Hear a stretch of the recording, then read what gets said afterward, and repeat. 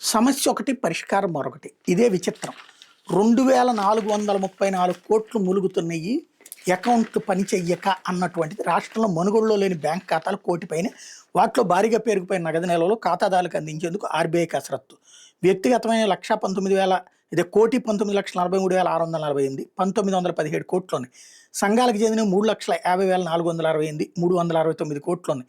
ప్రభుత్వానికి 1,20,330 147 కోట్లున్నాయి. టోటల్గా 1,21,14,446 దాంట్లో 2,434 కోట్లు ఉన్నాయి. ఇక్కడ సమస్యల్లో ఏంటి అంటే వివాదాలు కావాలని క్రియేట్ చేస్తాం ఒక ఎత్తు. రెండవది ఇప్పుడు నాకే ఉంది శాలరీ అకౌంట్స్ 4-5 బ్యాంకుల్లో ఉన్నాయి. నేను ఏ కంపెనీలో పనిచేస్తే వాళ్ళంతా శాలరీ అకౌంట్ ఇచ్చేవాళ్ళు అందులో ఉంది.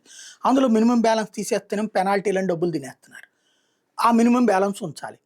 అది తీసేద్దామంటేనేమో బ్యాంకుల చుట్టూ తిరగాలి. బ్యాంకులోళ్ళు ఏడుబిచ్చుకు తింటారు.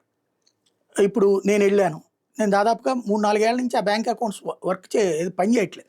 కాబట్టి దానికి కేవైసీ చేయించుకోవాలంటారు రోజు. సరే కేవైసీ చేయించుకుంటారు కదా, వెంటనే నువ్వు క్లోజ్ చేస్తావంటే చేయరు. మళ్ళీ దానికి ఇంకో రోజు రావాలంట, 2-3 రోజులు పాటు. నా అకౌంట్లో హైదరాబాద్లో ఆ బ్యాంకుల చుట్టూ 2 రోజులు తిరగలేక వదిలేసేసి మళ్ళీ వచ్చేసాను.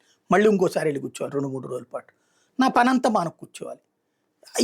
ఆన్లైన్లో కూడా బ్యాంకులు అకౌంట్లు ఓపెన్ చేస్తున్నారే, ఇంటికి వచ్చి కూడా బ్యాంక్ అకౌంట్లు ఓపెన్ చేసుకో. తీసేయడానికి ఏం బాధ, డబ్బులు ఇచ్చేయడానికి ఏం బాధ, అట్లాంటి బోలెడు ఉంటాయి ఇందులో.